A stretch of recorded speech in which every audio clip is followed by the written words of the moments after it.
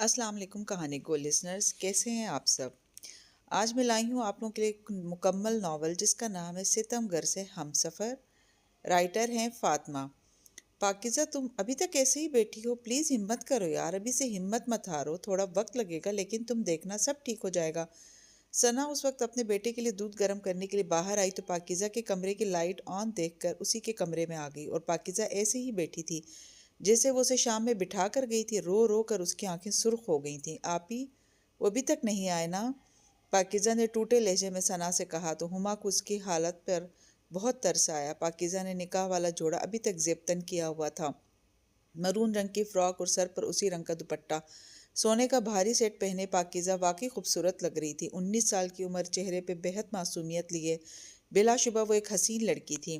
आशिर आ जाएगा, तुम फिक्र नहीं करो, हुमा ने उसके पास बेड पर बैठते हुए कहा। वो मेरी वजह से नहीं आए ना घर? पाकिज़ा के रोने में और रवानी आ गई थी। नहीं नहीं यार, वो है ही ऐसा, रात को देर से ही घर आता है। अच्छा अब जाओ, चेंज करो और आराम करो, हुमा ने बेड से उठते हुए कहा। जी। पाकिज़ा ने घड़ी की तरफ देखा जो रात के 2 बजा रही थी। बाजी, बिया कहाँ है? हुमा कमरे से बाहर जाने लगी जब पाकिज़ा ने पूछा। बिया मेरे पास है और सो रही है, अब तुम भी आराम करो, मुझे तुम ठीक नहीं लग रही, हुमा ने फिक्रमंदी से कहा और चली गई। हुमा के जाने के बाद पाकिज़ा हिम्मत करके उठी और अपने सूटकेस में से एक हल्के रंग का जोड़ा लेकर वॉशरूम में चली गई। 10 मिनट बाद वो वापस आई और बेड के एक तरफ लेट गई, लेकिन नींद उसे कहाँ आनी थी। समझौता दूसरों के सुकून के लिए किया जाता है, लेकिन जिसने किया वो कितना बेसुकून है ये कोई नहीं जानता। वो गाड़ी में पिछले 2 घंटों से बैठा सिगरेट के कश लगा रहा था। उस वक्त उसकी गाड़ी कब्रिस्तान के बाहर खड़ी थी।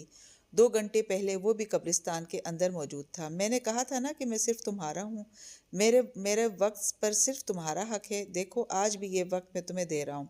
सफ़ेद शलवार कमीज़ पहने, बड़ी हुई दाढ़ी, सफ़ेद रंगत, आंखें सुर्खी माइल जैसे कई रातों से सोया नहीं हो, चेहरे पर बेइंतहा संजीदगी लिए वो काफ़ी वजीह मर्द था। 28 साल की उम्र में वो अपनी सलाहियतों की बिना पर मुल्क के नामवर बिजनेसमैन में से एक था। अगर कोई इसे इस वक्त देख लेता तो यकीन न कर पाता कि ये हाशिर अली शाह है जिसके सामने बड़े बड़े लोग दुम हिलाते हैं।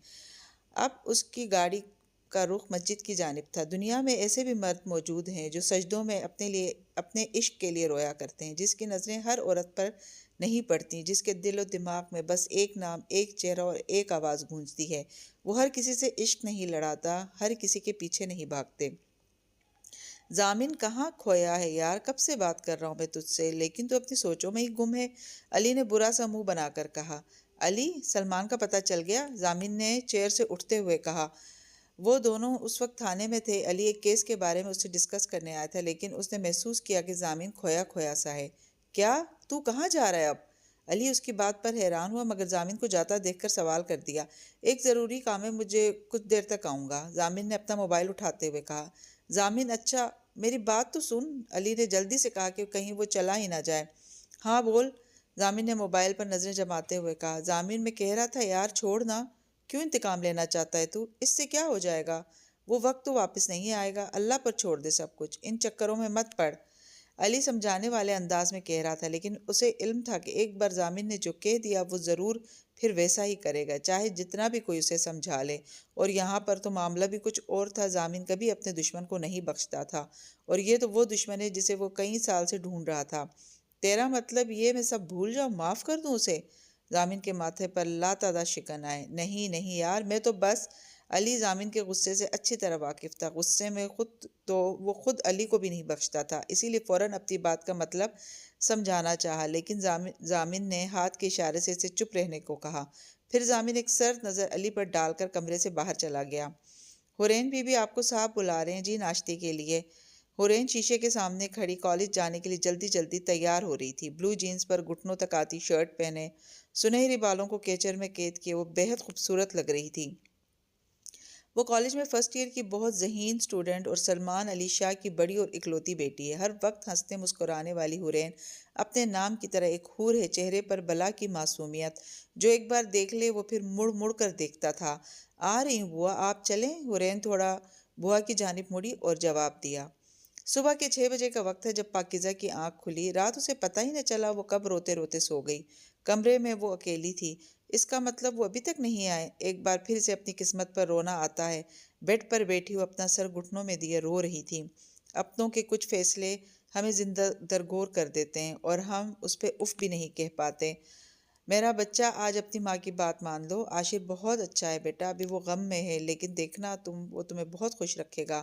رضیہ بیگم پاکیزہ کے سامنے روتے ہوئے کہہ رہی تھی، امی پلیز ایسا نہیں کریں، یہ کچھ بھی ٹھیک نہیں لگ رہا مجھے۔ حاشر بھائی سے کیسے نکاح کر سکتی ہوں میں؟ پلیز امی آپ لوگ ایسا نہ کریں۔ پاکیزہ رو رو کر فریاد کر رہی تھی کہ شاید کوئی اس کی بات مان لے۔ بیٹا اگر تیرا نکاح حاشر سے نہ ہوا تو آپا ثنا کی بھی اپنے بیٹے سے منگنی توڑ دیں گی۔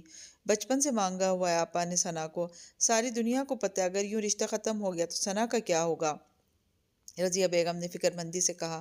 پاکیزہ جانتی تھی اس کی بہن بچپن سے احمد کو چاہتی ہے۔ پاکیزہ کے کچھ کہنے سے پہلے کمرے میں ابا آئے اور پاکیزہ کے پاس بیٹھ گئے۔ پاکیزہ تمہارے باپ کی زندگی کا کچھ پتہ نہیں بیٹا، میں چاہتا ہوں میری بیٹیاں میری آنکھوں کے سامنے اپنے گھر آباد ہو جائیں۔ ابا نے پاکیزہ کے سر پر شفقت سے ہاتھ رکھا۔ باپ کے فیصلے کو اپنا نصیب سمجھ کر چپ ہو جانے والی ذات کو بیٹی کہتے ہیں۔ پاکیزہ نے خاموشی سے نکاح کر لیا۔ حورین کیا ہوا؟ کیا سوچ رہی ہو؟ ندا نے حورین کے ہاتھوں سے نوٹس لیتے ہوئے کہا۔ وہ دونوں اس وقت کالج کے گراؤنڈ میں گھاس پر بیٹھی تھی۔ ندا مجھے فیل ہو رہا ہے کوئی مجھے ٹریپ کر رہا ہے۔ حورین کے چہرے پہ پریشانی کے واضح آثار تھے۔ کیا مطلب؟ ندا کو حورین کی بات سمجھ نہ آئی۔ ندا مجھے لگ رہا ہے کوئی میرا پیچھا کرتا ہے۔ پتہ ہے کل میرا کالج کارڈ کہیں کھو گیا تھا لیکن آج وہ میرے بیگ میں سے ملا مجھے۔ حورین نے پریشانی سے ندا کو بتایا۔ اوہو یار اتنی چھوٹی سی بات پہ پریشان ہو رہی ہو تم، کیا ہو گیا ہے؟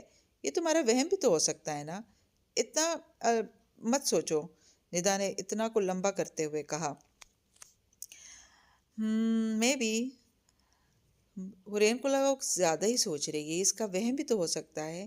ہاں نا، اچھا چلو یار، سر مزمل کی کلاس کا ٹائم ہونے والا ہے، اگر لیٹ ہو گئے نا تو سر نے بہت عزت افزائی کرنی ہے ہماری۔ ندا نے حورین کا دھیان بٹانے کی وجہ سے مذاق میں کہا۔ ہاں چلو میں کچھ زیادہ ہی سوچ رہی ہوں، یہ وہم ہی ہوگا میرا۔ حورین نے کہا اور سر جھٹک کر کھڑی ہو گئی۔ اب ان دونوں کا رخ اپنی کلاس کی طرف تھا، لیکن کچھ وہم نہیں ہوتے، وہ اس بات سے بے خبر تھی۔ وہ اس کی ہر حرکت پہ نظر رکھتا تھا، وہ کب سوتی ہے، کب اٹھتی ہے، کب ہنستی ہے، کب روتی ہے، کب کالج جاتی ہے۔ اس وقت بھی وہ اس کے کالج کے باہر گاڑی میں بیٹھا اس کے باہر آنے کا انتظار کر رہا تھا کہ اتنے میں وہ باہر آئی۔ جینز شرٹ میں اسکارف گلے پہ لپیٹے، کھلے بال، اس کے حلیے کو دیکھ کر ضامن کے ماتھے پر لا تعداد شکن ابھرے۔ اس کا دل کہہ رہا تھا کہ وہ اس کا منہ تھپڑوں سے لال کر دے۔ اپنے غصے کو کنٹرول کرنے کی غرض سے وہ بار بار اپنے دائیں ہاتھ کا مکہ بنا کر بائیں ہاتھ کی ہتھیلی پہ مار رہا تھا۔ وہ کسی لڑکی اور لڑکے سے ہنس ہنس کر باتیں کر رہی تھی۔ کچھ دیر بعد وہ ایک گاڑی کی طرف بڑھی۔ کوئی چیز اس کے ہاتھوں سے چھوٹ گئی مگر شاید اس کا دھیان نہ تھا، اس لیے وہ آگے بڑھی اور گاڑی میں بیٹھ گئی اور گاڑی وہاں سے چلی گئی۔ اب ضامن گاڑی سے نکلا اور وہ گری ہوئی چیز اٹھائی، اسے دیکھا اور اپنی جیب کی اور اپنی پینٹ کی پاکٹ میں رکھ لی۔ پھر ضامن اپنی گاڑی میں بیٹھا اور اسی گاڑی کا پیچھا کرنے لگا۔ کچھ دیر بعد وہ گاڑی ایک خوبصورت بنگلے میں داخل ہوئی تو ضامن نے اپنی گاڑی بنگلے کے باہر کچھ دور کھڑی کی اور ایک نظر اس بنگلے پہ ڈالی۔ بہت جلد ملیں گے، ضامن نے شاطرانہ انداز میں کہا اور وہاں سے چلا گیا۔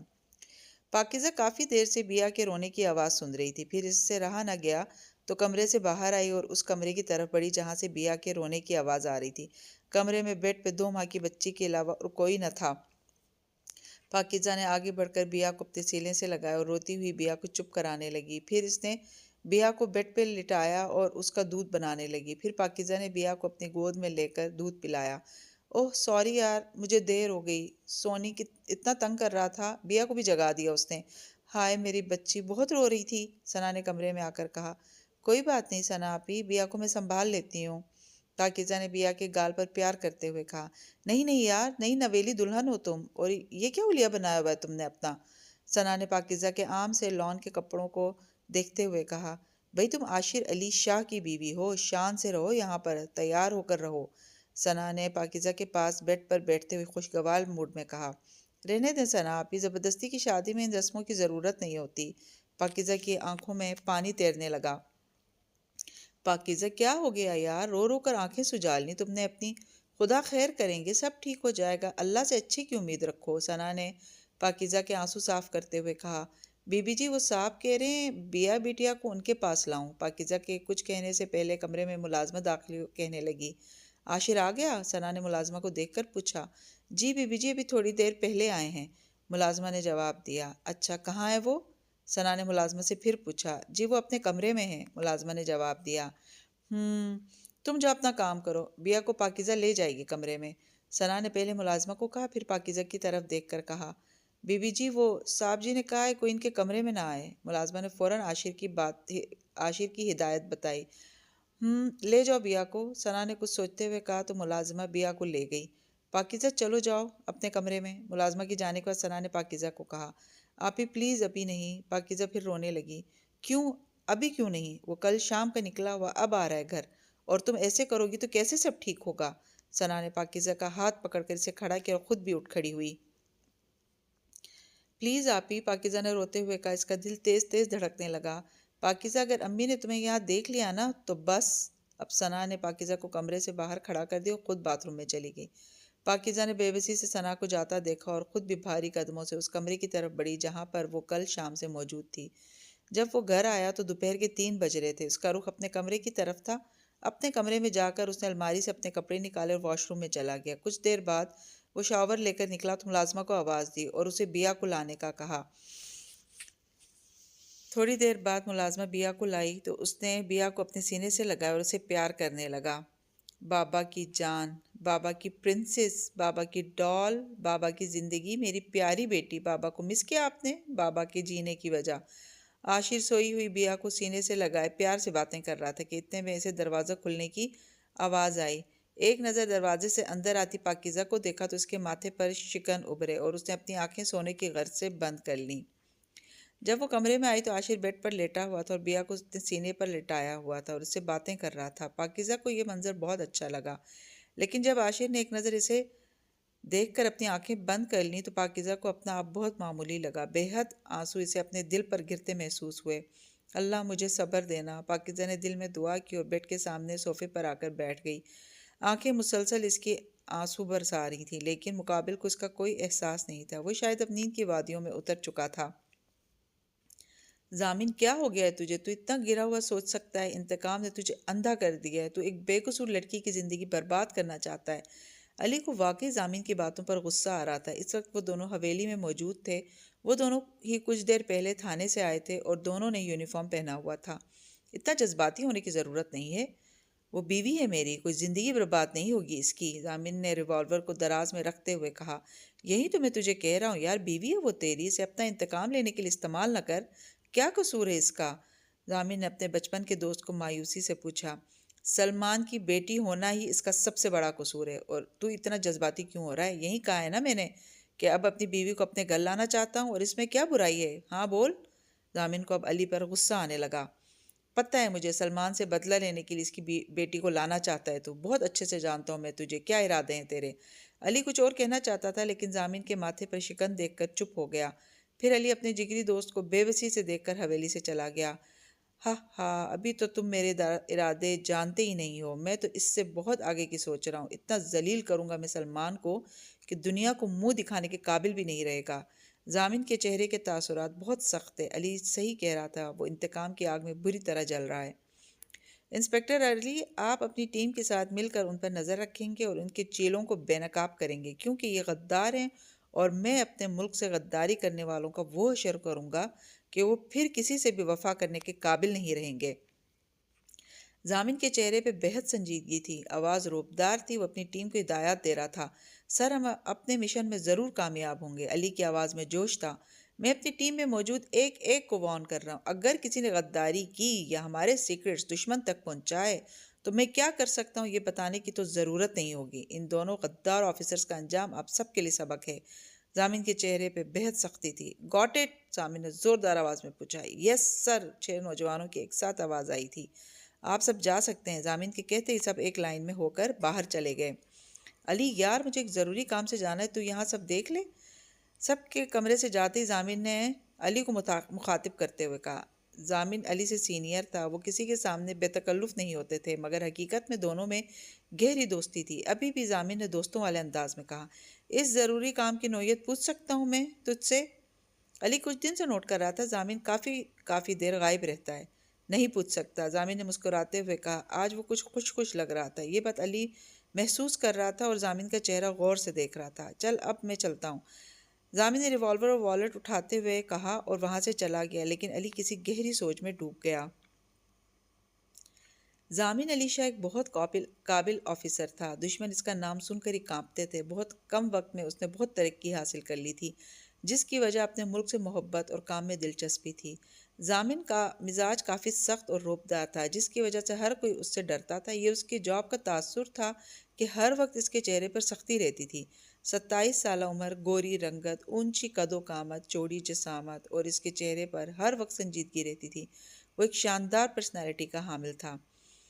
پاپا دیکھیں اسے، یہ اتنی تیز ہو گئی ہے، اس نے اتنی چالاکی سے مجھ سے اپنا سارا اسائنمنٹ کمپلیٹ کروا لیا۔ اتنا ہی دماغ اگر تم اپنی سٹڈیز پر لگا لو تو کافی اچھے گریڈز آئیں تمہارے، حورین نے سلمان کے سامنے رامین کے کارنامے بیان کرتے ہوئے کہا۔ رامین نے باپ کے سامنے رونے والی شکل بنا لی کہ کہیں اس کے کارنامے سن کر سلمان اسے ڈانٹ ہی نہ دے۔ او ہو حورین بیٹا، چھوٹی بہن ہے وہ آپ کی، آپ پیار سے پڑھایا کرو اسے، سلمان نے رامین کو گلے لگاتے پیار سے حورین کو سمجھایا۔ پاپا آپ نہیں جانتی یہ میڈم میرے سے پڑھتی کہاں ہیں، الٹا میرا بھی ٹائم ویسٹ کرتی ہے۔ حورین سلمان کی دائیں جانب صوفے پہ بیٹھ گئی، جبکہ سلمان کی بائیں جانب رامین پہلے ہی بیٹھ چکی تھی۔ سلمان نے دونوں بیٹیوں کے گرد بازو پھیلا، باری باری دونوں کے سر پر پیار کیا۔ پاپا میں کیا کروں اگر میں آپ ہی کی طرح بہت اچھے گریڈز نہیں لا سکتی، رامین نے چہرے پر مصنوعی اداسی لاتے ہوئے کہا، جبکہ وہ اتنی معصوم نہیں تھی۔ اچھا اچھا، بس بس اب دونوں چپ کرو، تم دونوں تو میری پیاری بیٹیاں ہو، اور حورین تم تو میری بہت پیاری بیٹی ہو، کبھی ضد نہیں کرتی میری بیٹی نے، کبھی پاپا کو تنگ نہیں کیا، ہر بات مانتی ہے میری بیٹی۔ بیٹا رامین آپ بھی اپنی آپی کی ہر بات مانا کرو، سلمان دونوں بیٹیوں کو پیار سے سمجھا رہا تھا۔ حورین صحیح کہہ رہی ہے، بہت تیز ہو گئی ہے، آپ کے لاڈ پیار نے اسے بہت بگاڑ دیا ہے، سمیہ بیگم سامنے والے 1 سیٹر صوفے پہ بیٹھتے ہوئے بولی۔ ماما، پاپا ماما ہر وقت ڈانٹتی ہیں مجھے، رامین اب باقاعدہ رونے کی تیاری کرنے لگی۔ وہ نہیں چاہتی تھی کہ اس کے باپ کے سامنے کوئی اس کی شان میں گستاخی کرے۔ اوہو بھائی، اب کوئی کچھ نہیں بولے گا، کوئی میری بیٹی کو کچھ نہیں کہے گا، سلمان نے مصنوعی غصے سے کہا اور رامین کو اپنے سینے سے لگا لیا۔ پاپا میں بھی، حورین نے سلمان کو رامین کو گلے لگاتے ہوئے کہا تو سلمان نے دونوں بیٹیوں کو گلے لگا لیا۔ سلمان شاہ کی 2 بیٹیاں تھیں، حورین اور رامین۔ حورین 16 سال کی تھی جبکہ رامین 15 سال کی۔ حورین بہت معصوم اور بہت خوبصورت لڑکی تھی، ہر بات آرام سے مان لینے والی، ضد نہ کرنے والی، نرم لہجے والی، سب کی ہمدرد، جبکہ رامین صرف شکل سے معصوم تھی، بہت شرارتی، یہاں تک کہ اکثر وہ حورین کو بیوقوف بنا کر اس سے اپنے بہت سے کام کروا لیتی تھی اور سلمان اور سمیہ بیگم سے ضد کر کے اپنی بات منوا لیتی تھی۔ عاشر تھوڑا وقت دو گے، اپنا بات کرنی ہے تم سے، ثنا عاشر کے کمرے میں آئی تھی۔ پاکیزہ اور بیا امی کے کمرے میں تھی۔ عاشر خلاف معمول آج اس وقت گھر پر تھا تو ثنا نے سوچا آج عاشر سے اس کے اور پاکیزہ کے بارے میں بات کرے۔ ہاں ہاں آؤ بیٹھو، عاشر نے لیپ ٹاپ کو بند کر کے سامنے پڑے ٹیبل پر رکھا اور اپنے پاس صوفے پر ثنا کو بیٹھنے کا اشارہ کیا۔ عاشر تم میرے بھائی ہو، میں تمہیں ایسے نہیں دیکھ سکتی، میں جانتی ہوں تم امی سے ناراض ہو، ان کا شیزا کے ساتھ ہمیشہ برا رویہ رہا تھا، میں جانتی ہوں تم شیزا سے بہت پیار کرتے تھے، شیزا کو بھولنا تمہارے لیے بہت مشکل ہے، لیکن اب پاکیزہ تمہاری بیوی ہے، کم از کم پاکیزہ کو اس کا جائز حق تو دو، وہ اس رشتے کو اچھی طرح نبھا رہی ہے، بیا کو اپنی سگی اولاد کی طرف پیار کرتی ہے، تمہارے بھی کچھ فرض ہیں۔ ثنا نے عاشر کے چہرے کے اتار چڑھاؤ دیکھے لیکن اپنی بات مکمل کر کے ہی رکی۔ ثنا مجھے اس ٹاپک پر کوئی بات نہیں کرنی، عاشر نے دھیمے لہجے میں اپنانا چاہا لیکن نہ چاہتے ہوئے بھی اس نے سختی سے کہا۔ عاشر ایک لڑکی کے 1000 ارمان ہوتے ہیں، تم دونوں کا نکاح بہت سادگی سے ہوا ہے لیکن اب وہ تمہارے نکاح میں ہے، وہ بہت اچھی لڑکی ہے، اس سے بہتر بیا کا کوئی اتنا خیال نہیں رکھ سکتا، ثنا نے عاشر کو التجائیہ نظروں سے دیکھتے ہوئے کہا۔ ثنا اس سے کہو میری بیٹی سے دور رہے، مجھے کسی کا کوئی احسان نہیں چاہیے۔ عاشر کے چہرے پر بے انتہا سختی تھی، وہ ایسا نہیں تھا لیکن کچھ حادثے انسان کو بدل دیتے ہیں۔ عاشر کب تک کیسے رہو گے، وہ کب تک تمہارا یہ سرد رویہ برداشت کرے گی، کچھ تو احساس کرو اس کا۔ ثنا تو آج ٹھان کے آئی تھی کہ عاشر کو احساس ضرور دلائے گی، تو نہ کرے برداشت، مجھے کسی کی ضرورت نہیں ہے، اب کہ عاشر کی آواز اونچی ہو گئی تھی۔ عاشر امی بھی نوٹ کر رہی ہیں تمہارا رویہ پاکیزہ کے ساتھ، تم بات تو دور کی بات اس کی طرف دیکھتے بھی نہیں ہو، کیا کمی ہے اس میں؟ عاشر کی بات پہ ثنا کا دل دکھا تھا، اس کا بھائی تو بہت احساس کرنے والا تھا، وقت نے اسے بے حس بنا دیا تھا، امی نے شادی کروا دی نا، بس اب میری مرضی میں نبھاؤں یا نہ نبھاؤں، انہیں پتہ ہونا چاہیے زبردستی کی شادی کا انجام ایسا ہی ہوتا ہے، عاشر کے لہجے میں اذیت ثنا نے بھی محسوس کی تھی۔ وہ جانتی تھی عاشر شزا کو بھول نہیں پا رہا، کیونکہ مرد اپنی پہلی محبت کو کبھی نہیں بھولتا۔ عاشر، ثنا نے کچھ اور کہنا چاہا، لیکن عاشر اٹھ کھڑا ہوا اور ثنا کو کچھ کہنے سے ہاتھ کے اشارے سے روک دیا اور کمرے سے باہر چلا گیا۔ ثنا نے اپنے بھائی کو جاتا دیکھا اور خود بھی اس کے کمرے سے نکل کر اپنے کمرے میں آ گئی۔ ثنا کا شوہر ملک سے باہر جاب کرتا تھا۔ ثنا بھی اب پہلے اپنے شوہر کے ساتھ ہی تھی، لیکن عاشر کی بیوی شزا کی موت کی وجہ سے اسے پاکستان آنا پڑا، کیونکہ اکیلی ان کی امی بیا کو سنبھال نہیں سکتی تھی اور نہ وہ بیا کو نوکروں کے حوالے کر سکتی تھے۔ ناہید بیگم کے 3 بچے تھے، سب سے بڑی ثنا، پھر عاشر اور پھر سلمان۔ سلمان نے اپنا بزنس اسلام آباد میں سیٹل کیا ہوا تھا۔ ناہید بیگم نے عاشر کی بیوی کے مرنے کے 2 ماہ بعد اپنی بہن سے پاکیزہ کا رشتہ مانگا اور کسی طرح انہیں راضی کر لیا، پھر مرنے کی دھمکی دے کر عاشر کو بھی نکاح کے لیے راضی کر لیا۔ ضامن اپنے کمرے میں اندھیرا کیے صوفے پر بیٹھا، دونوں ٹانگیں سامنے پڑے ٹیبل پر رکھی ہوئی تھیں اور مسلسل سگریٹ نوشی کر رہا تھا۔ وہ اب تک سگریٹ کی 3 ڈبیاں ختم کر چکا تھا۔ ٹراؤزرز اور ٹی شرٹ پہنے وہ آرام دہ لباس میں تھا۔ وہ کسی گہری سوچ میں ڈوبا ہوا تھا، جس کے تسلسل کو موبائل فون کی بیل نے توڑا۔ پاس پڑا فون اٹھا کر اسکرین پر نمبر دیکھا اور یس کر کے کان سے لگا لیا۔ ہاں شاہد، کیا خبر ہے؟ ضامن نے سگریٹ کا کش لیتے ہوئے پوچھا۔ شاہ جی، آپ نے صحیح کہا تھا، سلمان ابھی 4 مہینے پہلے ہی کراچی شفٹ ہوا ہے۔ اس سے پہلے وہ پنڈی میں تھا، پنڈی وہ 2 سال رہا۔ شاہد ضامن کا وفادار آدمی تھا۔ ضامن اکثر اپنے کام شاہد کے ذمے لگاتا تھا، جسے شاہد بخوبی کرتا تھا، کیونکہ وہ ضامن کے حکم کا غلام تھا۔ اس کا مطلب 2 سال پہلے ہی پاکستان آ چکا تھا وہ، اور میں بے خبر رہا۔ یہ کہنے کے ساتھ ہی ضامن نے پاس پڑے دراز کو اٹھا کر فرش پر دے مارا، اور اتنی زوردار تھی کہ شاہد بھی سہم گیا تو سمجھ گیا تھا ضامن غصے میں آ چکا ہے۔ ہاں، اور کچھ شاہد؟ اب کے ضامن کی آواز بہت سخت تھی۔ شاہ جی، وہ اپنی بیوی اور 2 بیٹیوں کے ساتھ ڈیفنس میں رہتا ہے۔ اس کا کاروبار اسلام آباد اور کراچی کے علاوہ کینیڈا میں بھی ہے۔ وہ اکثر کاروباری معاملات کی وجہ سے کینیڈا آتا جاتا رہتا ہے۔ شاہد نے ایک ٹرانس کی طرح بولنا شروع کیا، پھر اپنی بات مکمل کر کے رکا اور ضامن کے حکم کا انتظار کرنے لگا۔ شاہ جی، آگے کیا حکم ہے؟ جب ضامن خاموش رہا تو شاہد نے پھر سوال کیا۔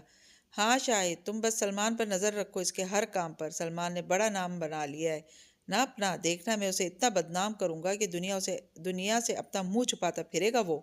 ضامن کے لہجے میں بہت نفرت تھی، جیسے اگر اس وقت سلمان اس کے سامنے ہوتا تو ضامن اس کا حلیہ بگاڑ دیتا۔ جی شاہ جی، جو حکم آپ کا، شاہد نے تابعداری سے کہا، اور پھر ضامن نے کال کاٹ کر فون ٹیبل پر رکھ دیا۔ سلمان، اب دیکھنا میں کیا کرتا ہوں، اتنا تڑپاؤں گا تمہیں، زندگی کو تنگ کر دوں گا تم پہ۔ روز جیو گے، روز مرو گے تم۔ تمہاری بیٹی کے ذریعے تمہیں تڑپاؤں گا۔ تمہاری جان اپنی بیٹیوں میں ہے نا؟ تمہاری آنکھوں کے سامنے تمہاری بیٹی کو اذیت دوں گا، جس سے تم تڑپو گے۔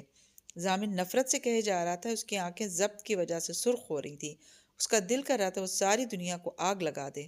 بس کچھ دن، پھر میں اپنا انتقام لوں گا۔ اب کے ضامن کے چہرے پر ایک شاطرانہ مسکراہٹ آئی تھی۔ لگتا ہے ایک تھپڑ سے تمہارا پیٹ نہیں بھرا، میرے راستے سے ہٹو۔ رامین اس وقت ریسٹورانٹ میں موجود تھی۔ وہ اپنے دوستوں کے ساتھ ایک دوست کی برتھ ڈے پارٹی میں آئی تھی۔ پنک کلر کی میکسی اور بال پونی ٹیل میں باندھے بہت اچھی لگ رہی تھی۔ وہ اس کی کلاس کا ہی لڑکا تھا۔ پارٹی میں بھی وہ رامین سے فری ہونے کی کوشش کر رہا تھا، لیکن رامین نے اسے گھاس نہیں ڈالی، اور جب وہ گھر جانے کے لیے پارکنگ ایریا کی طرف آئی تو وہ اس کے پیچھے آیا اور رامین کا ہاتھ پکڑ لیا۔ تبھی رامین نے غصے میں اسے تھپڑ مار دیا اور اپنا ہاتھ اس کے ہاتھ سے چھڑایا۔ وہ لڑکا اپنے گال پر ہاتھ رکھے حیران پریشان کھڑا تھا۔ رامین کے کہنے پر وہ ایک طرف ہو گیا اور رامین آگے بڑھ گئی۔ ابھی رامین جلدی میں آگے بڑھی ہی تھی کہ وہ کسی سے بری طرح ٹکرائی۔ اندھے ہو کیا؟ دیکھ کر نہیں چل سکتے آپ؟ رامین کو پہلے ہی بہت غصہ آیا ہوا تھا، اس لیے غصے میں بولی، جبکہ وہ جانتی تھی غلطی اس کی خود کی ہے۔ وہ جلدی میں آگے بڑھ رہی تھی، مخالف اپنی سمت میں ہی جا رہا تھا۔ میرے خیال سے دیکھ کر آپ کو چلنا چاہیے۔ علی وہاں کسی کام کے سلسلے میں آیا تھا، ابھی اندر جانے ہی لگا تھا کہ رامین سے ٹکرا گیا۔ آج کا دن ہی بہت برا ہے، عجیب لفنگے لوگوں سے ٹکراؤ ہو رہا ہے۔ رامین کو پہلے ہی بہت غصہ آیا ہوا تھا، اس لیے غصے میں بولی۔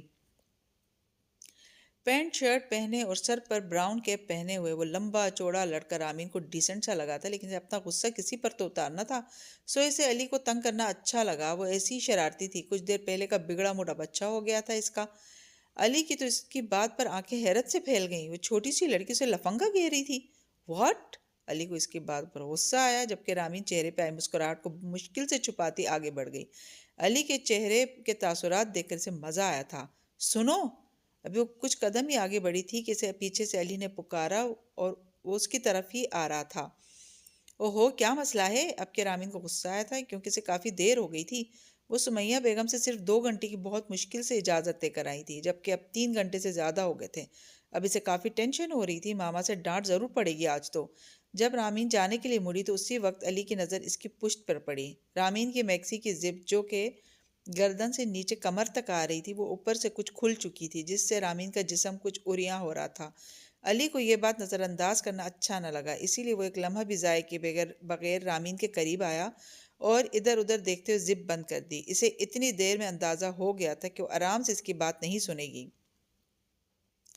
علی جب اچانک رامین کے قریب آیا اور رامین نے اس کی انگلیوں کا لمس اپنی کمر پر محسوس کیا تو وہ بہت ڈر گئی، لیکن سب اتنی جلدی ہوا تھا کہ وہ کچھ سمجھ نہ سکی، جبکہ علی پیچھے ہوا اور ایک نظر رامین پر ڈال کر وہاں سے چلا گیا۔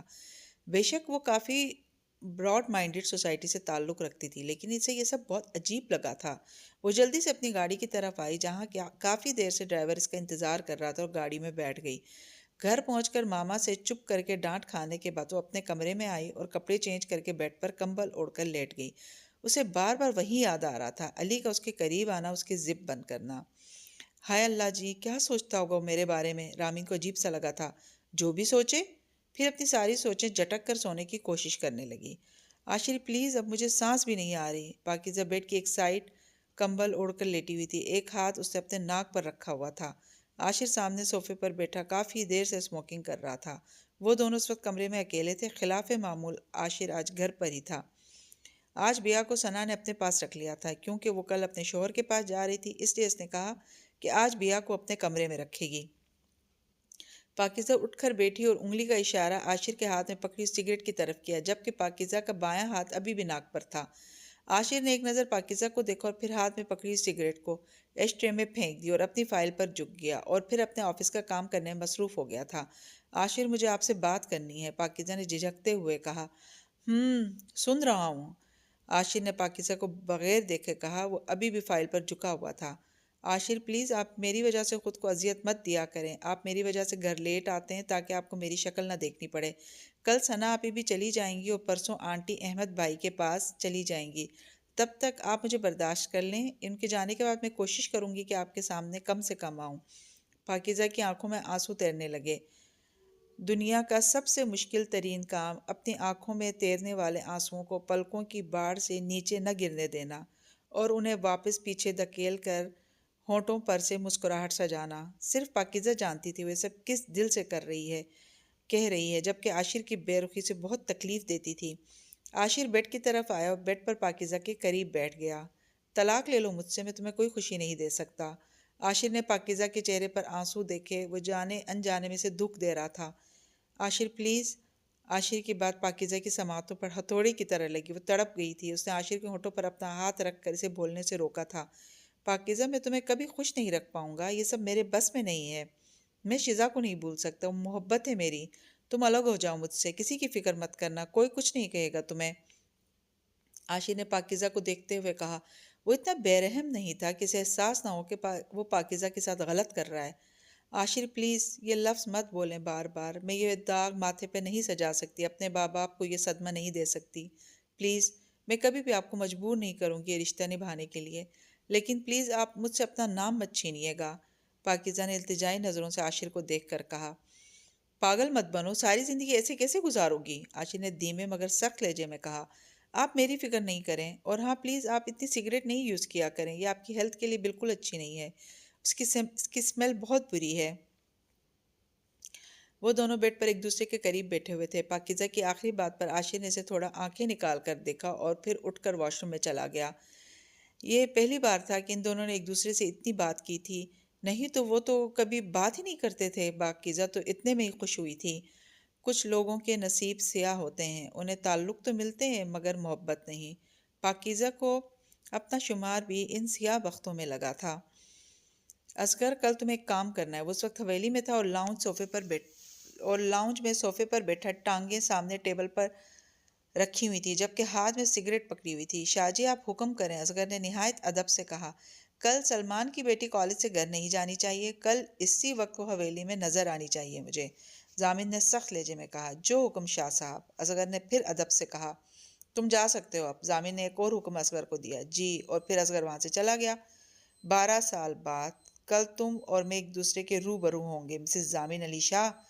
پتہ نہیں تمہیں یاد بھی ہوگا کہ نہیں، کل تم میری دسترس میں ہوگی، میرے گھر میں، میرے بیڈ روم میں۔ ضامن نے سگریٹ کا کش لیتے ہوئے خود سے کہا، پھر وہ گہری سوچ میں ڈوب گیا۔ پاکیزہ پاکیزہ اس وقت لان میں اپنی سوچوں میں گم بیٹھی جب ثنا نے اس کے پاس کرسی پر بیٹھتے ہوئے سے پکارا۔ جی آپی۔ ثنا کی پکار پر پاکیزہ ہوش کی دنیا میں واپس آئی۔ جانتی ہوں میں کہ کس سوچ میں گم ہو تم۔ 6 ماہ ہو گئے تمہاری شادی کو پاکیزہ۔ عاشر تو ہے ہی شیزہ کے لیے پاگل۔ آخر محبت کی شادی کی تھی اس سے۔ اس دنیا میں نہیں ہے شیزہ، لیکن عاشر تو اسے بھولنے کو تیار ہی نہیں ہے۔ تمہارے ساتھ بھی زیادتی کر رہا ہے وہ، اور تم اپنا حق کیوں نہیں مانتی اس سے؟ پاکیزہ کو اداس دیکھ کر ثنا اسے پھر سے سمجھانے لگی تھی۔ چھوڑیں نا آپ یہ باتیں، آپ بھی آج چلی جائیں گی، مجھے آپ بہت یاد آئیں گی۔ ثنا کی بات نظر انداز کر کے وہ بات بدل گئی تھی۔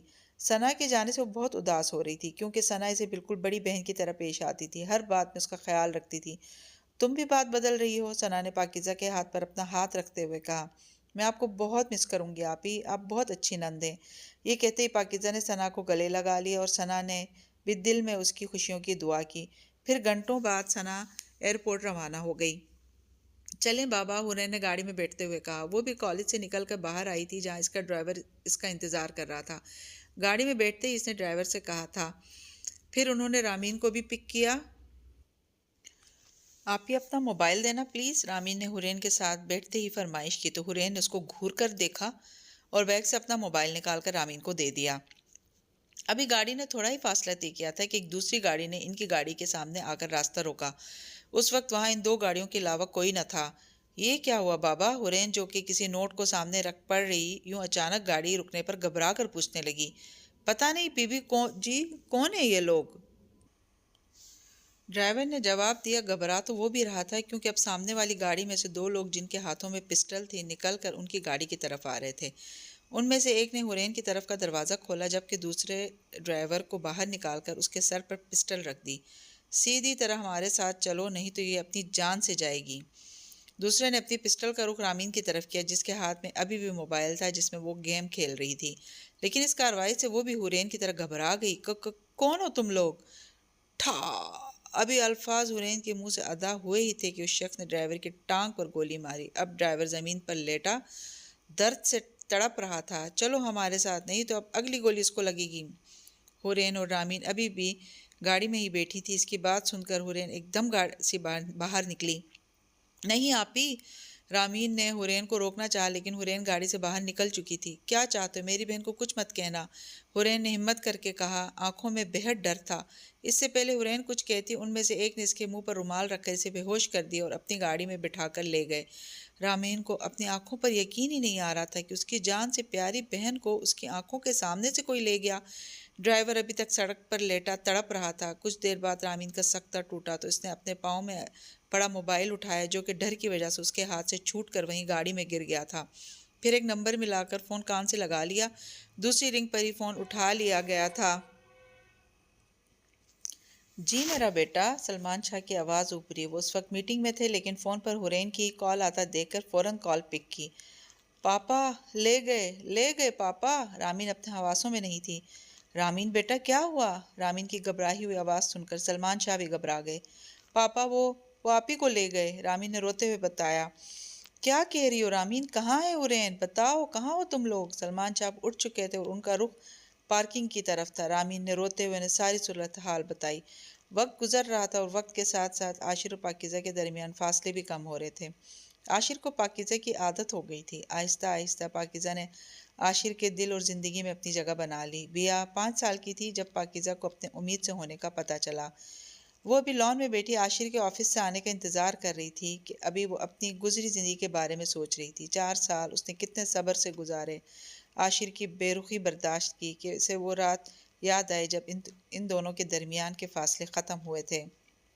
یہ کیا کہہ رہے تھے آپ؟ عاشر ابھی فون پہ؟ عاشر کمرے میں ٹہلتا ہوا فون کان سے ہٹاتے ہوئے موڑا تھا جب اسے پیچھے سے پاکیزہ کی آواز آئی۔ وہ اس کے چہرے سے اندازہ لگا چکا تھا کہ پاکیزہ اس کی فون پہ ہونے والی گفتگو سن چکی ہے۔ وکیل سے بات کر رہا تھا، تمہاری اور اپنی طلاق کے سلسلے میں، عاشر نے عام سے لہجے میں کہا۔ یہ جانے بغیر کے مقابل پر اس کے کہے گئے الفاظ سن کے قیامت گزر رہی تھی۔ عاشر پلیز۔ پاکیزہ کی آنکھوں سے آنسو بہہ رہے تھے جبکہ عاشر پاکیزہ سے نظریں چرا رہا تھا۔ عاشر میں آپ کے آگے ہاتھ جوڑتی ہوں، پلیز پلیز عاشر ایسے نہیں کریں۔ یہ کہتے ہی پاکیزہ نے عاشر کے سامنے اپنے ہاتھ جوڑے جن کو عاشر نے فوراً تھام لیا۔ پاکیزہ عاشر کو کچھ بھی موقع دیے بغیر پاکیزہ عاشر کے گلے لگ گئی۔ یہ داغ مت دے مجھے عاشر، میرے ماں باپ سہ نہیں سکیں گے۔ عاشر پلیز میں مر جاؤں گی، پلیز عاشر پلیز، میں بہت پیار کرتی ہوں آپ سے، میں مر جاؤں گی آپ کے بغیر، پلیز نہ کریں ایسا، میں کبھی کچھ شکایت نہیں کروں گی جیسے آج تک نہیں کی۔ آپ اور بیا ہی میری زندگی ہیں، مت چھینے مجھ سے میری زندگی، پلیز عاشر۔ اس وقت عاشر کو پاکیزہ کی حالت دیکھ کر خود پر غصہ آیا، کیونکہ اس کی وجہ وہ خود تھا۔ پاکیزہ کے منہ سے اپنے لیے اظہار محبت سن کر وہ اور شرمندہ ہوا۔ وہ پاکیزہ کے وجود کو ہمیشہ نظر انداز کر دیتا تھا جبکہ پاکیزہ اپنا ہر فرض نبھا رہی تھی اور بیا کو بھی سگی اولاد کی طرح پال رہی تھی۔ پاکیزہ اس بار عاشر کی آواز میں ملال تھا۔ اسے آج شدت سے احساس ہو رہا تھا کہ اس نے پاکیزہ کے ساتھ ہمیشہ غلط کیا۔ نہیں پلیز نہیں عاشر، مجھے کچھ نہیں سننا، مجھے پتہ ہے آپ کہیں گے آپ کی بات مان لوں، لیکن نہیں، میں نہیں مانوں گی، بالکل نہیں مانوں گی، کبھی نہیں۔ پاکیزہ ابھی بھی عاشر کے گلے لگی ہوئی تھی، معصومیت سے کہتی وہ عاشر کے دل کو پگھلا رہی تھی۔ پھر عاشر نے ایک فیصلہ کرتے ہوئے پاکیزہ کے گرد بازوؤں کا گھیرا تنگ کر دیا۔ آئی ایم سوری فار ایوری تھنگ، ہر چیز کے لیے معاف کر دو مجھے، پلیز پاکیزہ، آئندہ اس بارے میں بات کبھی کروں گا تم سے۔ عاشر کی آواز بھی بھرائی ہوئی تھی۔ ماما، بیا کی آواز پاکیزہ حال میں واپس آئی اور اپنے سامنے 5 سالہ پنک فراک پہنے بالوں کی 2 پونیاں باندھے کھڑی دیکھا۔ جی ماما کی جان، محبت سے کہتے ہی پاکیزہ نے بیا کو اپنی گود میں بٹھایا اور اس کے دونوں گالوں کو چوما۔ ماما پاپا کب آئیں گے؟ پاکیزہ کی گود میں بیٹھی وہ روز کی طرح آج بھی عاشر کا انتظار کر رہی تھی۔ ماما کی جان، بس آنے والے ہیں آپ کے پاپا، پاکیزہ نے پیار سے کہا۔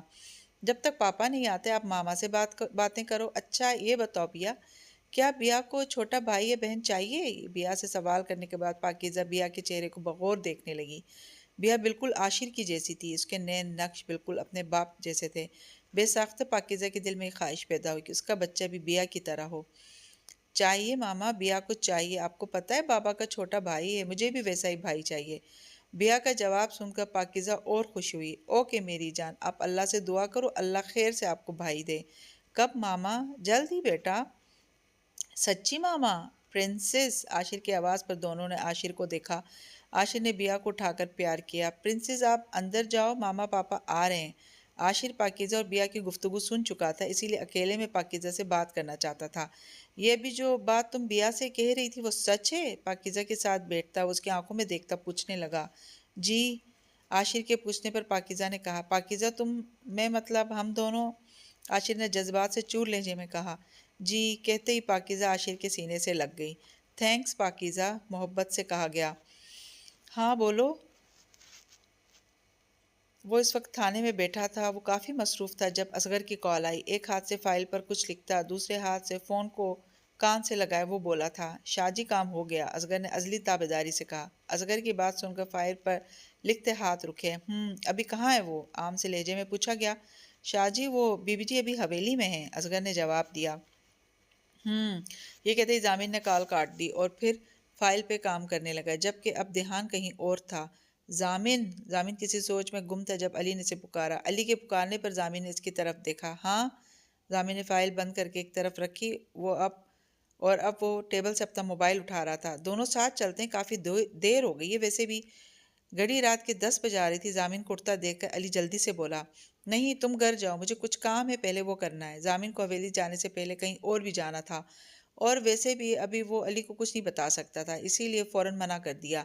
اوکے باس، جو حکم، علی نے سر کو خم دے کر کہا جبکہ ضامن اسے ایک نظر دیکھتا وہاں سے جا چکا تھا۔ تھانے سے نکلنے کے بعد ضامن کافی دیر سڑکوں پر بے مقصد گاڑی گھماتا رہا۔ جب تھک گیا تو گاڑی کا رخ حویلی کی جانب کیا۔ جب اس نے حویلی میں قدم رکھا تو رات کے 12:30 بج رہے تھے۔ شاہ جی کوئی حکم؟ ضامن جب حویلی آیا تو اصغر اسے باہر ہی ملا، تابعداری سے سر جھکائے کہا۔ اماں کہاں ہیں؟ عاشر نے رک کر اماں کا پوچھا، جو کہ اس کی کافی پرانی ملازمت تھی۔ ضامن کو انہوں نے ہی پالا تھا، اس لیے ضامن ان کو اماں کہتا تھا۔ شاہ جی وہ بی بی جی کے ساتھ ہیں، اصغر نے کہا۔ ٹھیک ہے تم جا سکتے ہو اب اصغر، ضامن نے اسے جانے کا کہا اور خود اپنے روم میں چلا گیا۔ گھڑی، والٹ، موبائل اور پسٹل ڈریسنگ ٹیبل پر رکھ کر الماری کی جانب گیا اور الماری سے آرام دہ لباس نکال کر اب وہ بات لینے چلا گیا۔ 10 منٹ بعد باتھ روم سے باہر آیا تو ٹراؤزر اور شرٹ پہنے ہوئے تھا اور تولیے سے بال خشک کر کے اب وہ شیشے کے سامنے کھڑا سر میں کنگھی کر رہا تھا۔ اوہ، اہم کام تو بھول ہی گیا۔ اب وہ کمرے سے باہر نکلا، سیڑھیاں اتر کر دائیں طرف والے کمرے کا دروازہ کھول کر اندر قدم رکھا تو سامنے گھٹنوں میں سرد ایک لڑکی بیٹھی تھی، بلیک جینز اور سرخ رنگ کی گھٹنوں سے تھوڑی اوپر تک آتی شرٹ پہنے، گلے میں سٹولر مفلر کی طرح لپیٹے، بھورے بال کیچر میں قید تھے لیکن کچھ لٹیں باہر نکل رہی تھیں۔ اس کو بغور دیکھنے کے بعد ضامن اماں کی طرف متوجہ ہوا جو کہ اس کے پاس بیٹھی اس کو کچھ کہہ رہی تھی۔ ضامن کو دیکھتی خاموش ہو گئی۔ پاس ٹرے میں کھانا نہ جانے کب سے پڑا ٹھنڈا ہو چکا تھا۔ اماں میں آ گیا ہوں، اب آپ آرام کریں جا کر۔ ضامن کے کہنے پر اماں نے ایک نظر اس معصوم لڑکی کو دیکھا جو جب سے آئی تھی روئے جا رہی تھی، پھر اٹھ کر چلی گئیں۔ اس وقت حویلی میں کوئی ملازم نہ تھا، سب اپنے کوارٹر میں جا چکے تھے۔ ضامن کی آواز پر حورین نے گھٹنوں سے سر اٹھا کر ضامن کو دیکھا۔ ہیلو سویٹ ہارٹ، انداز محبت بھرا رکھا گیا۔ کون ہیں آپ؟ حورین کی آواز لڑکھڑا رہی تھی، مسلسل رونے کی وجہ سے اس کی آنکھیں سرخ ہو رہی تھیں۔ ضامن کے منہ سے سویٹ ہارٹ سن کر اس کا دل بری طرح گھبرا گیا تھا۔ بتا دیتا ہوں لیکن پہلے میرے ساتھ چلو۔ ضامن نے آگے بڑھ کر حورین کو کندھوں سے پکڑ کر کھڑا کیا اور اس کا ہاتھ پکڑ کر اسے اپنے پیچھے زبردستی چلانے لگا۔ نہیں، پلیز نہیں، کہاں لے کر جا رہے ہیں آپ مجھے؟ پلیز چھوڑیں، پلیز پلیز۔ حورین روتے ہوئے اپنا ہاتھ ضامن کے ہاتھ سے چھڑوا رہی تھی لیکن بے سود۔ خاموشی سے چلو، شور پسند نہیں مجھے، ضامن نے رک کر سخت لہجے میں کہا اور پھر اسے اپنے ساتھ گھسیٹنے لگا۔ پلیز چھوڑ دیں، جانے دیں مجھے، میرے ماما پاپا پریشان ہو رہے۔ الفاظ ابھی حورین کے منہ سے پورے ادا بھی نہیں ہوئے تھے کہ ایک زوردار تھپڑ ضامن نے اسے مارا تھا۔ تھپڑ اتنا زور سے لگا تھا کہ حورین کا ہونٹ پھٹ گیا اور خون جاری ہو گیا۔ میں بات دہرانے کا عادی نہیں ہوں، سمجھی تم؟ حورین کا چہرہ اپنے ہاتھوں میں دبوچ کر غصے سے کہا اور پھر سیڑھیاں چڑھتا ہوا ضامن حورین کو اپنے کمرے میں لا چکا تھا اور کمرے کا دروازہ لاک کر کے اس کی طرف مڑا۔ دور رہو مجھ سے، خدا کے لیے مجھے جانے دو، پلیز مجھے چھوڑ دو، میرے قریب مت آنا۔ ضامن جیسے جیسے حورین کی طرف قدم بڑھا رہا تھا حورین ویسے ہی ڈرتے ہوئے پیچھے ہوتی جا رہی تھی کہ اچانک ضامن نے حورین کو بازو سے پکڑ کر اپنے قریب کیا۔ مائی ڈیئر وائف، اپنے شوہر کو نہیں پہچان رہی ہیں آپ؟ کیا ہو گیا آپ کی یادداشت کو؟ حورین کو کمر سے پکڑ کر اب وہ اسے اپنے بہت قریب کر چکا تھا۔ نظر حورین کے لرزتے ہونٹوں پر تھی۔ ضامن کی نظروں سے گھبرا کر حورین نے اپنی آنکھیں چکا لی لیکن دل زور سے دھڑک رہا تھا۔ آپ؟ بے یقینی سے کہا گیا جبکہ آنکھیں ہنوز جھکی ہوئی تھیں۔ ہاں میری جان، میں سید ضامن علی شاہ، اس کی آنکھوں میں دیکھتا ہوں مغرور انداز میں کہہ رہا تھا۔ پلیز جانے دیں، ماما بابا پریشان ہوں گے، پلیز۔ اب حورین نے ذرا سی نظریں اٹھا کر ضامن کو دیکھا لیکن اس کی نظروں کی تپش سے گھبرا کر فوراً ہی آنکھیں بند کر لیں۔ لیکن ضامن نے اسے بے دردی سے اپنے سے دور بیڈ پر پھینکا۔ اس طرح اچانک ضامن نے اسے بیڈ پر پھینکا تو وہ سہم گئی۔ آج نہیں، اور کچھ مت سوچو، صرف میرے بارے میں سوچو، ضامن نے خمار آلود لہجے میں کہتے ہوئے بیڈ کی سائیڈ دراز کو کھول کر سگریٹ نکال کر چلتا ہوا صوفے کی جانب آیا۔ صوفے پر بیٹھ کر ٹانگیں سامنے پڑے ٹیبل کے اوپر رکھ کر اب وہ سگریٹ سلگا چکا تھا۔ نظریں ہنوز حورین کی طرف تھیں جو کہ بیڈ پر سمٹی ہوئی بیٹھی تھی اور شاید کانپ بھی رہی تھی۔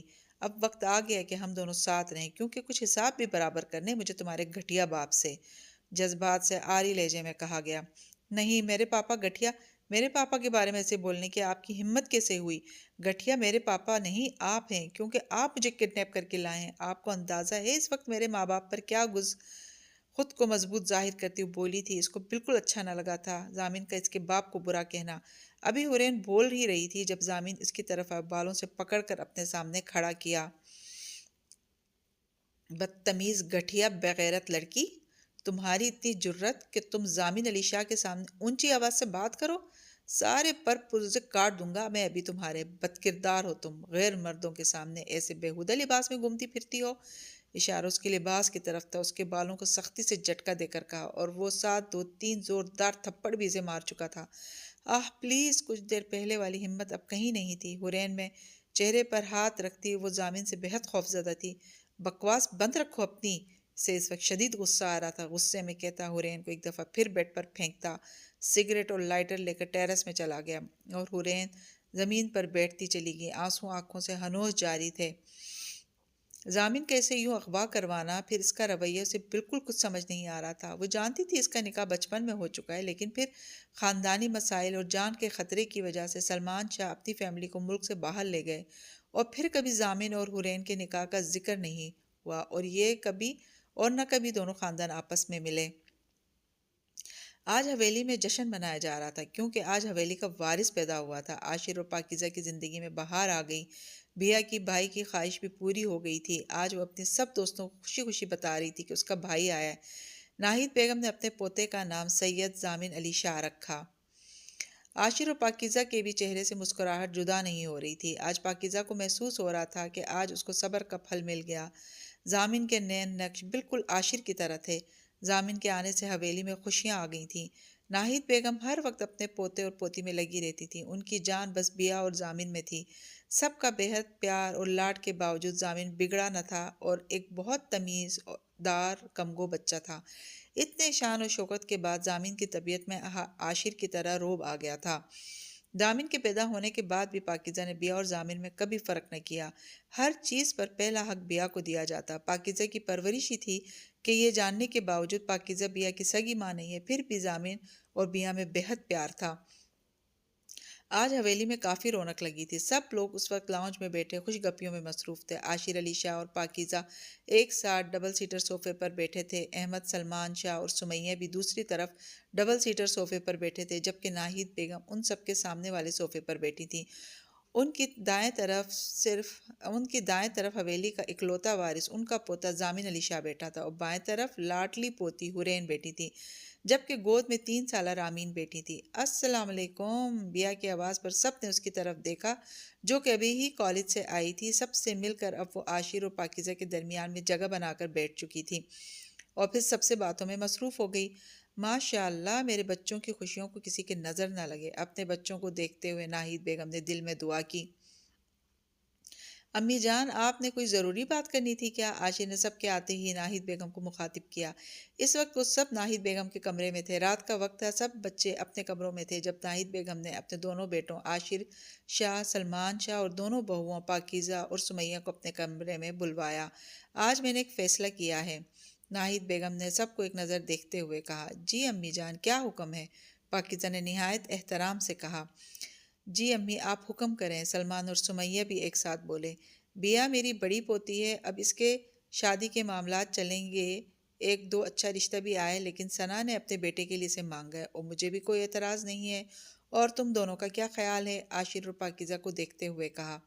عاشر نے پاکیزہ کو دیکھا، پاکیزہ نے آنکھوں کے اشارے سے اپنی رضامندی ظاہر کی۔ امی، ہمیں کوئی اعتراض نہیں ہے، عاشر نے خوش دلی سے کہا۔ یہی اچھا ہے، لیکن بچوں کی شادیوں سے پہلے میں چاہتی ہوں کچھ اہم کام ہو جائیں، اور ویسے بھی میری زندگی کا بھی کیا بھروسہ۔ ایک پل کو وہ رکی۔ اللہ آپ کو لمبی زندگی دے امی، عاشر نے فوراً کہا۔ بیٹا، زندگی کا پتہ نہیں ہوتا، انہوں نے بات پھر جاری رکھی۔ میں نے زمین تم دونوں میں برابر میں تقسیم کی ہے۔ ہاں، دونوں فیکٹریاں عاشر کے نام کی ہیں، دونوں آفس بھی عاشر کے ہیں۔ سلمان، تم نے جب اپنا نیا کاروبار شروع کیا تھا تو تم نے اس وقت ایک فیکٹری لے لی تھی، اور پھر اور بھی بہت بار تم بینک سے بھاری رقم نکلوا چکے ہو، تو اب تمہاری ایک فیکٹری ہے، لیکن میں اپنی تینوں پوتیوں کے نام اپنے حصے کی زمین کر رہی ہوں۔ آج ہی وکیل سائن کروا لے گا تم لوگوں سے۔ تم لوگوں کو کسی بات سے اعتراض تو نہیں؟ جب سب نے رضامندی ظاہر کی تو ناہید بیگم پھر گویا ہوئیں۔ ضامن اس حویلی کا اکلوتا وارث ہے۔ حویلی کے اصولوں کے مطابق میں نے یہ حویلی ضامن کے نام کر دی ہے۔ سب کو دیکھتے ہوئے انہوں نے پھر سے اپنی بات جاری رکھی۔ بیا بھی اپنی پھپھی کے گھر جائے گی، اس کی طرف سے اطمینان ہے مجھے۔ بس میں چاہتی ہوں میرے ضامن کی دلہن حورین بنے۔ جب اپنے گھر میں بچی موجود ہے تو باہر کی کیوں؟ میری حورین راج کرے گی یہاں۔ اب تو تم لوگ بتا دو، کیونکہ ماں باپ تو تم ہو۔ ناہید بیگم نے کہنے کے بعد سب کے تاثرات دیکھے۔ امی، مجھے تو آپ کے فیصلے سے بہت خوشی ہوئی ہے۔ سب سے پہلے سمیہ بولی، خوشی ان کے چہرے سے عیاں تھی۔ جی امی، میری بھی یہی خواہش ہے، حورین ہی ہمارے ضامن کی دلہن بنے۔ پاکیزہ بھی خوش دلی سے بولی۔ امی، حورین کے لیے ضامن سے اچھا رشتہ ہو ہی نہیں سکتا۔ مجھے تو کوئی اعتراض نہیں آپ کے فیصلے سے۔ سلمان کو بھی ماں کا یہ فیصلہ اچھا لگا تھا۔ آخر کو حویلی کے اکلوتے وارث سے ان کی بیٹی کے رشتے کی بات ہو رہی تھی۔ امی، آپ نے بہت اچھا فیصلہ کیا۔ عاشر بھی خوش تھا۔ ٹھیک ہے، پھر اس جمعہ کو ضامن اور حورین کا نکاح کروا دیتے ہیں۔ ناہید بیگم کی بات پر سب نے حیرت سے ایک دوسرے کو دیکھا۔ امی، دونوں بچے بھی بہت چھوٹے ہیں، میرے خیال سے مناسب وقت کا انتظار کرنا چاہیے۔ بچے بڑے ہو جائیں، ابھی تو دونوں چھوٹے ہیں۔ سب سے پہلے عاشر نے ماں کو کہا۔ انہیں یہ بات صحیح نہیں لگی تھی۔ جی امی، بچے چھوٹے ہیں، ابھی منگنی کر دیتے ہیں اور کچھ عرصہ بعد نکاح کر دیں گے، پاکیزہ نے کہا۔ امی اتنی جلدی؟ سمیہ نے بھی ساس کو کہا۔ میری زندگی کا کیا پتہ، کل کا سورج دیکھ پاؤں گی بھی یا نہیں، بس اپنے ضامن اور حورین کا نکاح اپنی آنکھوں کے سامنے کروانا چاہتی ہوں۔ اگر تم لوگوں کو اعتراض ہے تو ٹھیک ہے، میں ایسے ہی مر جاؤں گی اپنے بچوں کی خوشیاں دیکھے بغیر، ناہید بیگم نے مصنوعی ناراضی سے کہا۔ کیسی باتیں کر رہی ہیں امی آپ؟ اللہ آپ کو لمبی زندگی دیں گے، ہم اس لیے کہہ رہے ہیں کہ بچے چھوٹے ہیں ابھی۔ چلے ضامن تو 15 سال کا بالغ ہے، لیکن امی حورین کمسن بچی ہے، عاشر نے سمجھانے والے انداز میں کہا۔ میرا بس یہی فیصلہ ہے، اگر اعتراض ہے تو ٹھیک ہے، تم لوگوں کی مرضی، اب تم لوگ جا سکتے ہو، ناہید بیگم ناراضگی سے بولی۔ امی مجھے اور سمیہ کو کوئی اعتراض نہیں ہے، سلمان نے رضامندی ظاہر کرتے ہوئے کہا۔ امی ہمیں بھی کوئی اعتراض نہیں ہے، پاکیزہ نے عاشر کو آنکھوں کے اشارے سے منع کرنے کو روکا۔ جی امی، جیسے آپ کی مرضی، عاشر نے بھی بحث ختم کی۔ ٹھیک ہے، جمعہ کو ضامن اور حورین کا نکاح بہت دھوم دھام سے ہوگا۔